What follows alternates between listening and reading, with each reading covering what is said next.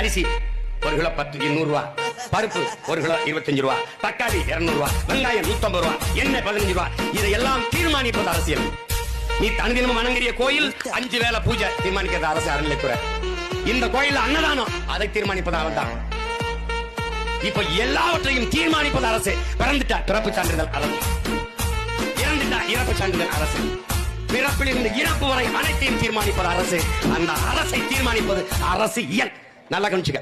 அப்போ உன் வாழ்க்கையில் முதலில் இருந்து முடிவு வரை எல்லாவற்றையும் அரசு தீர்மானிக்கிறது.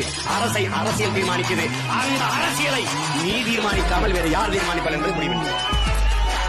ஒரு எளிய உதாரணம், எனது மூச்சு காற்றை நான் தான் சுவாசிக்கிறோம். எனக்காக நீ சுவாசித்து நான் உயிர் வாழ முடியாது. என் உணவை நீ உண்டால் எனக்கு பசி தீராது. என் உணவை நான் தான் எடுத்து உண்ணணும். என் மூச்சு காற்றை நான் தான் சுவாசிக்கணும். எனக்கான அரசியலை நான் தான் செய்யணும்.